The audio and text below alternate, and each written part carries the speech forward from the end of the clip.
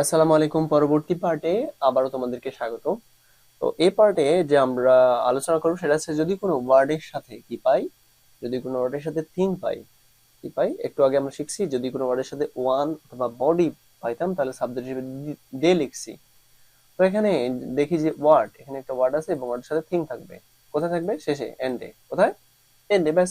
তো ওখানে সাবজেক্ট হিসেবে আমরা কি লিখবো? ইট লিখবো। কি লিখবো? ইট। ওকে।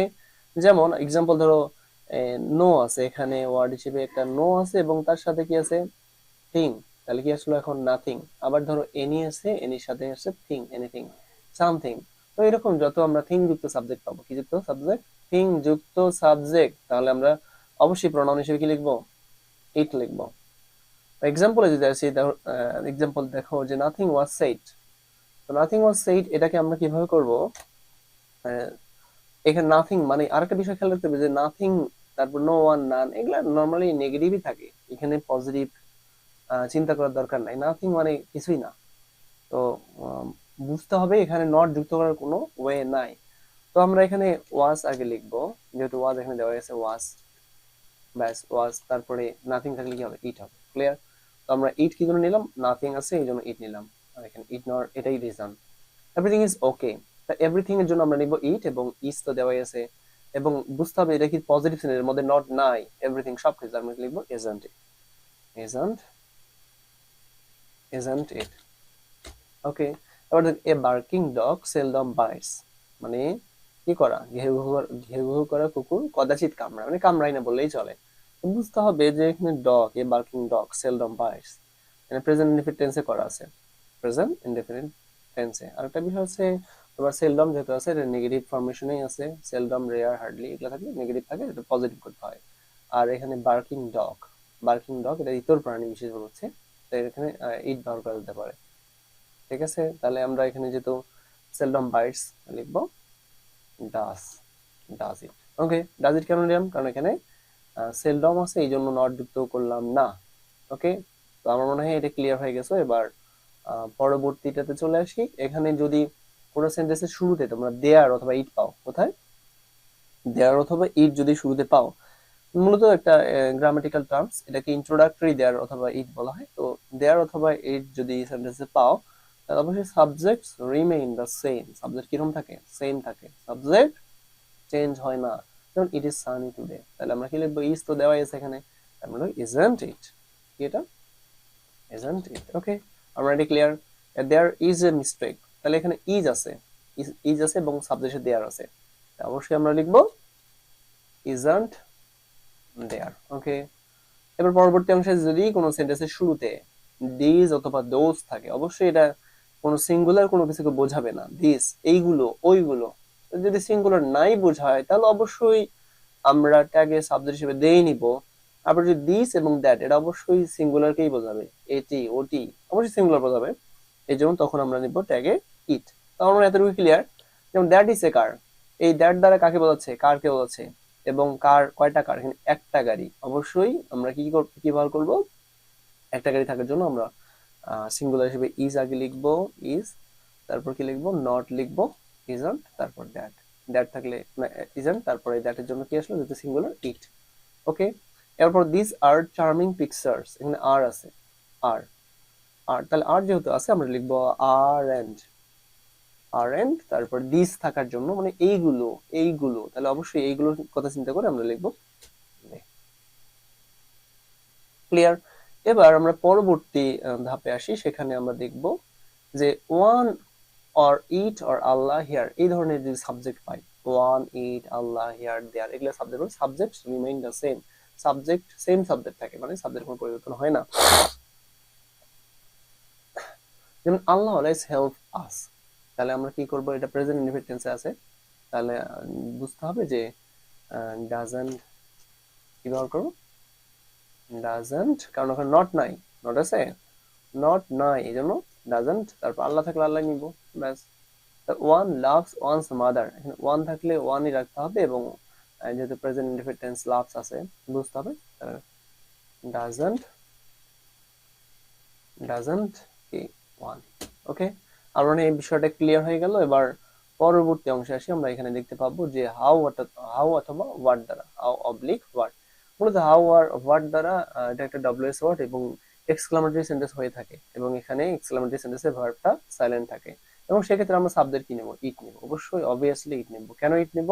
কারণ হাউ চার্মিং দ্য লেডি, মূলত how charming the lady she is, বা sorry, the how charming the ladies, এখানে ইজ একটা লুকানো আছে, তাহলে ইজ যদি ইজ অথবা ওয়াজ লুকানো থাকে তাহলে ইজ আমরা ব্যবহার করতে পারি, তাহলে ইজ, তারপর যদি নট দেব ইজন্ট। দ্য লেডির প্রোনাউন কি? অবশ্যই এখানে দ্য লেডি সাবজেক্ট, এই লেডির প্রোনাউন কি? নারী, নারীদের প্রোনাউন হচ্ছে শি, ইজন্ট শি। আবার কমপ্লেক্স সেন্টেন্সে যদি আমরা দেখি, কমপ্লেক্স এরকম হাউ দিয়ে যদি থাকে সেভাবে আমরা ওই একই নিয়মে করে দেব, সাবজেক্ট অক্সিলারি ভার্বটাকে আমরা ধরে নেব, এবং সাথে সাবজেক্টের জায়গায় ইট দিতে হবে বস্তুবাচকের ক্ষেত্রে।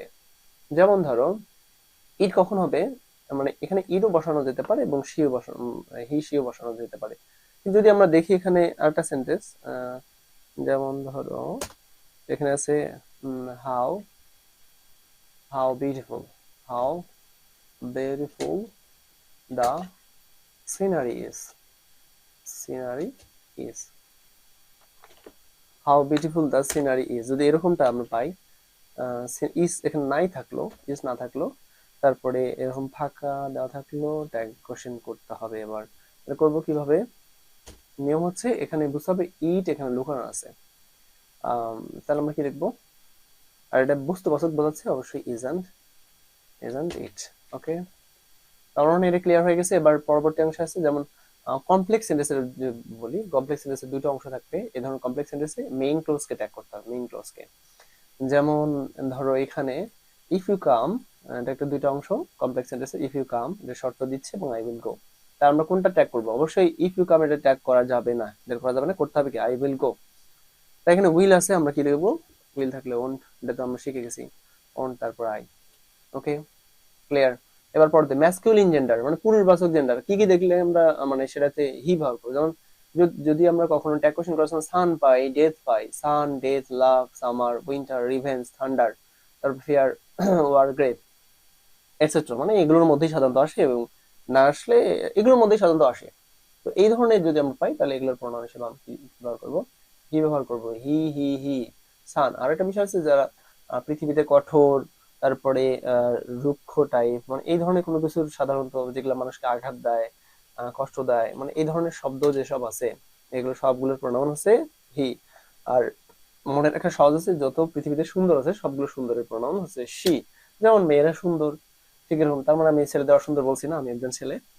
সেই সূত্রে এখানে দেখবো যে হি ব্যবহার করা হচ্ছে এরকম, যদি কঠোর, রুক্ষ, মানে এরকম কোনো কিছু থাকে, মানে সান, ডেথ, লাভ, সামার, উইন্টার, রিভেঞ্জ, থান্ডার, এই ধরনের যে যেগুলো মানুষকে কষ্ট দেয়, এই ধরনের যে ইয়েগুলো, নাউন গুলো থাকবে, এগুলো প্রোনাউন অবশ্যই হি ব্যবহার করতে হবে।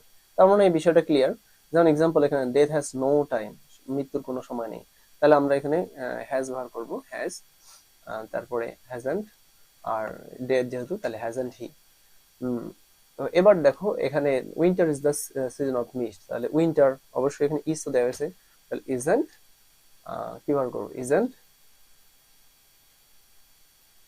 Isn't it. ক্লিয়ার। এবার পরবর্তী ফেমিনিন জেন্ডারের কথা, যেমন নেচার, স্কাই, পিচ, মুন, আর্থ, তারপর modesty, spring, charity, justice, hope, এগুলো যদি থাকে তাহলে এগুলো প্রণাম কি নেবো? সি নিব। আমরা জানি যে একটু আগেই বললাম যে সুন্দর যত বস্তু আছে সবগুলো প্রণাম সি হয়।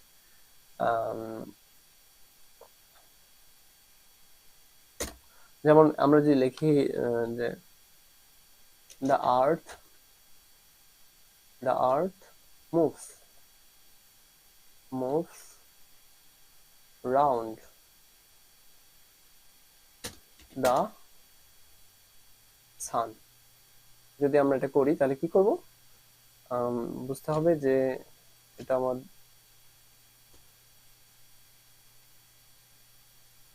Earth moves round the sun, এটা করবো কিভাবে? যেহেতু আর্থ আছে তাহলে অবশ্যই প্রোনাউন কি নিতে হবে? সে নিতে হবে, moves, doesn't, doesn't, doesn't she. ব্যাস, এটা ক্লিয়ার। তো ফেমিনিন জেন্ডার বুঝবো এগুলা, নেচার, স্কাই, পিচ, মুন, চন্দ্র, সূর্য, মানে সূর্য হলে চন্দ্র নিতে হবে, চন্দ্র, মডেস্টি, স্প্রিং, চ্যারিটি, জাস্ট, এগুলো প্রোনাউন হবে শি। ওকে, তো এবার পরবর্তী অংশে চলে যাই, যে এখানে নেগেটিভ ট্যাগ, মানে সেন্টেন্স দেখে আমরা বুঝবো নেগেটিভ, কি কি দেখে বুঝবো? নেগেটিভ দেখে বুঝবো হচ্ছে যদি কোনো সেন্টেন্সে nobody, a few, little, তারপর নিদার, নাথিং এগুলো যদি থাকে, স্কার্সলি, তারপর নেভার, রেয়ারলি, হার্ডলি, সেলডম এগুলো যদি থাকে, তাহলে অবশ্যই সেন্টেন্সটাকে আমার পজিটিভ ট্যাগ করতে হবে, নেগেটিভ করার কোনো চান্স নাই। Nobody can escape. তো এখানে দেখবো nobody can escape from death, এখানে নো বডি আছে, তার মানে নর্মালি নেগেটিভে আছে, তার পজিটিভ করবো কিভাবে? ক্যান তো অক্সিলারি ভার্ব দেওয়া আছে, তাহলে আমরা লিখবো ক্যান। নো বডি থাকলে কি হয়? দে, ক্যান দে। ক্লিয়ার? আবার দেখো হি হার্ডলি কামস হেয়ার, যদি আমরা চেঞ্জ করি তাহলে কি করব? হার্ডলি আছে এবং প্রেজেন্ট ইনডেফিনিট টেন্স কামস, তাহলে অবশ্যই ডাস। হার্ডলি থাকলে নট যুক্ত করার দরকার নেই, তাহলে ডাস। আর একটা বিষয় এখানে এই কালার করার একটা কারণ আছে, যে এখানে হোম আছে, হোমের সামনে কিন্তু কোনো প্রিপোজিশন বসেনি, কারণ আমরা জানি যে যাওয়া আসার ক্ষেত্রে প্রিপোজিশন বসে। যাওয়া আসা যেখানে নর্মালি টু হবে সেখানে, কিন্তু টু এখানে হলো না কেন? কারণ বুঝতে হবে যে বাড়িতে যাওয়া, তারপর বিদেশে যাওয়া, তারপর আছে আপ টাউন, ডাউন টাউন, এরকম যে word, home, abroad, uptown, downtown, এই ধরনের ওয়ার্ড গুলো আরো কিছু আছে, এগুলোর ক্ষেত্রে আমরা কখনোই কি ব্যবহার করবো না? টু ব্যবহার করবো না, মানে বসেই না টু। তো এটা ক্লিয়ার হয়েছে। এবং পরবর্তী ধাপে আসি, যে ইম্পারেটিভ সেন্টেন্সের বেলায় এটা খুবই সহজ নিয়ম। ইম্পারেটিভ সেন্টেন্স যেগুলো স্টার্ট উইথ ভার্ব, ভার্ব দ্বারা যে শুরু হয়, ডোন্ট দ্বারা না। ডোন্ট ও ভার্ব ঠিক আছে, কিন্তু আমি বলছি নর্মাল ভার্ব দ্বারা। যেমন ধরো ভার্ব কি কি নর্মাল হতে পারে, যেমন রেসপেক্ট, তারপর ওয়ার্ক, সেট, এই ধরনের ভার্ব। তো এগুলোর ক্ষেত্রে আমরা অবশ্যই ট্যাগে ব্যবহার করবো ওন্ট। কি ব্যবহার করবো? Won't you, won't you, won't you. যেমন ওপেন দ্য ডোর, এখানে ওপেন, তারপর শার্ট, আবার যদি দেখি অলওয়েজ, আবার দেখো রেসপেক্ট, এগুলোর ক্ষেত্রে সবই কিন্তু পজিটিভ ভার্ব। এগুলো ডোন্ট নাই, তাহলে অবশ্যই সবগুলোতে আমরা কি ব্যবহার করবো? Won't you. সবগুলোতে কি ব্যবহার করবো? Won't you, won't you. একইভাবে সবগুলোতে same to same won't you, won't you. এটাতেও ওন্ট ইউ হবে, এটাতেও ওন্ট ইউ হবে, এটাতেও ওন্ট ইউ হবে। ক্লিয়ার? তো এবার আসি স্টার্টিং উইথ ডোন্ট, যদি ডোন্ট দিয়ে থাকে, ডোন্ট, যেমন ডোন্ট, প্লিজ, কাইন্ডলি, এই ধরনের যদি থাকে, তাহলে আমরা চেঞ্জ করবো কিভাবে? তো এক্ষেত্রে আমরা উইল ইউ ব্যবহার করতে পারি। উইল ইউ, কোনো কিছুর কারণ, মানে কোনো কিছু না দেখে সরাসরি উইল ইউ, প্লিজ, কাইন্ডলি অথবা ডোন্ট। তবে হ্যাঁ, প্লিজ এবং কাইন্ডলি বেলা ক্যান ইউ ব্যবহার করলে কোনো সমস্যা হবে না, ক্যান ইউ ব্যবহার করা যাবে। যেমন ধরো এখানে আছে তাহলে কি ব্যবহার করবো? Will you. যেমন ধরো এখানে ডোন্ট ডিস্টার্ব মি, এটা কি ব্যবহার করবো? ডোন্ট আছে, ডোন্ট দেখেই বলবো যে আসলে এটা উইল ইউ ব্যবহার করতে হবে। আবার ধরো কাইন্ডলি আছে, আমরা এখানে উইল ইউ ব্যবহার করতে পারি। আবার ধরো এখানে প্লিজ আছে, প্লিজ, তাহলে প্লিজ থাকলে আমরা কি ব্যবহার করবো? অবশ্যই উইল ইউ। ওকে, তো এটা নিয়ে আমার মনে হয় তেমন কোনো সমস্যা নেই, উইল ইউ ব্যবহার করার কি রিজনটা এখানে বুঝতে পেরেছো। এবার লেটস অথবা লেটাস যদি থাকে, এটা চোখ বন্ধ করে আমরা সবসময় শ্যালই ব্যবহার করবো। লেটস অথবা লেটাস থাকলে, লেটস অথবা মুখস্থ করতে হবে, লেটস অথবা লেটাস, তাহলে ট্যাগে হবে শ্যালই। তো let's have a walk, shall we. তারপর let us go home, shall we. আবার দেখো let's enjoy the picnic, shall we. Okay, that's it. তো আজকের ক্লাস এই পর্যন্ত, ট্যাগের সব নিয়ম এখানে শেখানো হলো। এরপর এক্সারসাইজ পার্টে তোমাদের জন্য কিছু নমুনা দেওয়া হবে, সেই অনুযায়ী তোমরা প্রস্তুত থাকবা।